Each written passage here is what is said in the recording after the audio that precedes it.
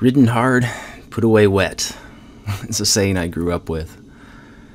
Man, 2020 has been tough. Look at this. 25 years I've worn a buzz cut, and now I'm dealing with this. And so, unshaven, unkempt, unshowered, unmade bed, mood. This is how I've been feeling right now. I just put the semester to bed, the summer semester. I got my grades turned in, and I swore today I wouldn't do anything work-related and would try my best to take a full week off. Probably not going to happen. And I did want to record my thoughts about how things have gone so far, especially the transition from face-to-face teaching to online teaching, because for me, it has been a huge change, a huge transition. And it's a transition I never wanted to make. I have been dead set against online teaching, not as a concept, not for everybody, but for me. I thrive on those face-to-face interactions, in-class activities, that give and take between students in real time. I find that energizing. I find it affirming. I find it helps with my mental health. And I've, of course, had none of that since spring break, when we had to make that sudden shift from face-to-face to this new online reality. Yeah, it's been a wild ride. I had no experience with online teaching. What tools I was familiar with were no longer current. They were old things that were no longer relevant, weren't part of our course room management tools. And there was no time. So when the spring break hit and we got the word that we might be going online, I started switching over as best I could using, PowerPoints. And, those were there, they were ready. I just made scripts for them and I voiced them over and did the best I could. But there was no time to research best practices. There would been no time to put them in place, even if I had had time to research them. And so we just kind of muddled through until the end of the spring semester. And then there was no time for the summer semester. 2.5, maybe 3 weeks. And all of that time was spent acquiring equipment, learning what, as quickly as I could, the technologies that I might be able to use, and seriously having to rethink the entire structure of my course from the ground up. So no break between summer, and then summer hit, and I was barely able to stay ahead of my students. Sometimes I was, a day ahead of them in terms of releasing the materials that they needed.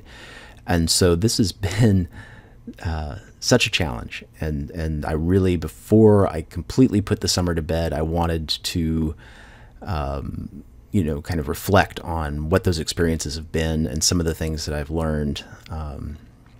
Stream of consciousness here, no script, nothing, so bear with me, if you will. I made a lot of wrong turns along the way.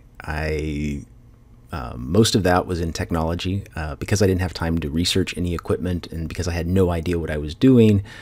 I spent a lot of money on things that probably shouldn't have been. I spent a lot of money on things I shouldn't have. And, so for instance, inexpensive webcams, bad idea. I got the wrong kinds of microphones, the wrong kinds of lights, a backdrop that turned out to be too small. You name it. Yeah, I've got now an entire closet full of equipment that just didn't quite work out the way I had hoped, and still have a long way to go before I have things the way I want. It takes a lot of effort to convert your bedroom into a home office and a recording studio. I don't recommend it. It's really bad for work-life balance. I used to have a pretty short commute, but now my commute is less than 5 feet. And when your work is that close to your bed, it makes it really hard to shut off and turn off. And of course, again, just the demands of trying to get everything done online meant working from dawn to dusk, actually past that, more like from waking moment to collapsing exhausted at night to try to get things done. And so it's been tough. It's been really tough. Some of the things that haven't worked particularly well, I still haven't quite got the online discussion portion of my class where I want it to be.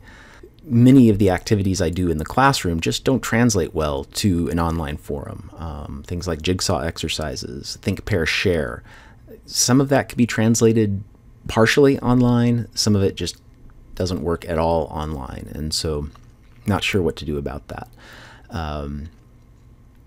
I felt very disconnected from a lot of my students. I did have interactions with students. I had regular office hours that students could sign up for, and some students took advantage of that. I did some ice-breaking activities where students filmed themselves, so I at least had some sense of who they were, but not to the degree that I had with, face-to-face teaching. In fact, I think maybe the biggest indication of that is I've really asked myself, if one of my summer students asked me for a letter of recommendation, I'd feel very uncomfortable providing that just because I don't feel like I know them, and I regret that. I really, really regret that. Naturally, I wish that my video editing skills had been stronger going into this. They're certainly a lot stronger now than they were then, but I can tell already that there are many videos that I created this summer that I will, at the very least, be re-editing come this fall, if not completely reshooting from scratch. But that's my perception of things. The few students who have talked to me about the videos seem to like them, seem to think that they were well edited, and so this is probably just my perfectionism kicking in, and probably should set that aside and move on to other projects and other things that will make my online teaching better. I think another thing that I wish I had done differently is not have been so rigid in my course structure, in particular my discussion activities. So the way I structured things, I tried to be as simple and direct as possible so that every week everything was exactly the same. So I would release materials on Monday. By Thursday night, the students were expected to respond to some sort of discussion prompt. And then by Saturday night, they were supposed to respond to each other's discussion prompts. And major assignments then were due on Sundays. And overall, I think that that worked well. But there were other activities that would have been nice to use, things that might have better met my learning objectives. And I didn't really have space for those kinds of activities. And so I wish I had been a little bit more flexible in that and in setting it up. And then there were some things, like I had imagined at the beginning of the semester that I would have one video for major concepts and then another video for skills that I wanted students to learn. I still think that that's a good idea, but that fell by the wayside very quickly, and I never got back to that. So something I want to think about more carefully going forward. That said, I think the biggest surprise I had for me was that online teaching actually works in terms of student assignments, in terms of the only tangible thing I have in terms of their progress and the skills that they acquired over the course of the semester. They did really well, remarkably well. In fact, I have to, if I'm honest, they did better than most of my students did in the regular long semesters face-to-face teaching, and that's a really hard pill for me to swallow. That is, that's tough, because I've always imagined that I was better in the classroom than I would be online. And now I'm having to really re-examine that and think, okay, maybe the kinds of things that I'm teaching right now are better taught online. And I think for me, the real test will be when I get back to face-to-face, being able to use the materials I've developed online in conjunction with the face-to-face teaching. I'm really excited about what opportunities that might raise. But overall, as imperfect as the discussion activities were, and as confusing as some of the prompts were, that's another thing I need to work on. Students seem to be pretty engaged in terms of numbers of posts, and the feedback I got from my teaching assistant, students seem to be really actively engaged with each other. And so I'm really happy with the way that turned out. I think it helped that I put them into small discussion groups so they were interacting with the same people all semester long. That's an idea that I'm going to carry forward in future semesters for sure. The nice thing about all of this, of course, is that as much work as it's been, these materials are available to me for future semesters as long as I want to use them. I do think I'll be doing some editing of at least some of those materials this fall, but once in place, those become available not just for online teaching, but also for face-to-face teaching. And so I'm really kind of excited about that because it's allowed me to do, to cover some things that have taken up a lot of time in the classroom, probably pretty ineffectively. So for instance, I teach writing classes, and going over citation style material in class is dreadfully dull and probably not something that students really absorb. I think having PowerPoints and videos that I can actually demonstrate the things that I'm talking about, that they can go back and revisit, I think that that's been really helpful in addressing some of the issues that have been kind of chronic problems that I've had in communicating my expectations to students. So that's been really good. And I'm grateful to have learned these skills. I'm beyond grateful to still have a job. I'm very grateful to be able to continue my teaching. But these skills I see as transferable, and being able to do things like this where I can kind of, show behind the curtain, behind the facade, behind the veil, that opens up new avenues in terms of being able to advocate for student mental health, be able to share with others, about my approach and philosophies to teaching. Being able to get that out there, I think, is an exciting possibility. Who knows? Possibly nobody will ever see this or any of the other videos I produce aside from students, and that's okay too. This is as much as anything a log, a record for me as I reflect back. So future me, learn from me. But I think the other thing that's been so valuable in all of this is completely transferring the way I teach to a completely different platform, and a way that's been totally unfamiliar to me has forced me to rethink absolutely every little aspect of my course. I've had to question choices I've made in the past, rethink them, reimagine them, rework them, make them, refine them, and I think everybody should do that. I think that that should be a regular part of teaching. My teaching tends to arise very organically. I start a new course, I start teaching it, see what works, see what doesn't work. I make changes, and after 2 or 3 semesters, I start to kind of fall into a rhythm that I always tweak. I've never been completely the same from one semester to another. I always make changes.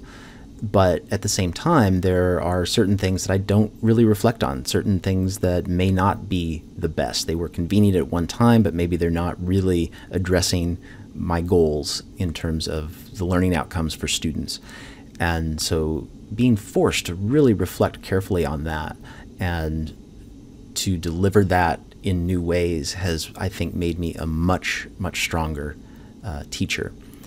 So I hope to create more videos like this moving forward as I get better at video editing, as I have now more time to work on other projects, now that at least many parts of my classes are settled is the wrong word. But now that I won't have to be working every week to create new material for my classes, I can start to talk and reflect on what other things I do in my teaching, what things are working, and hopefully have discussions with other people to find out what they're doing with their teaching. So yeah, 2020 has been a bear, and it's going to continue to be a bear. I'm particularly worried about my students' mental health coming into the fall semester, returning to classes in the height of a pandemic, with all of the concerns and worries that they have, not to mention sort of the relentlessness of the changes they've been through and having to accommodate. It wears on them probably even more than it wears on us as instructors. And so I'll be really thinking through some of that as I go forward in the fall as well. And so I know I'm not alone in this journey. I know I'm not alone in having to make this adjustment. And so I really welcome hearing from other people and what your experiences have been and what challenges you faced and what victories you've had and what you've learned, what new insights into your teaching, into students, into learning. I'd love to hear about all of that. So remember, be gentle with yourselves, kind to one another, and thanks for watching.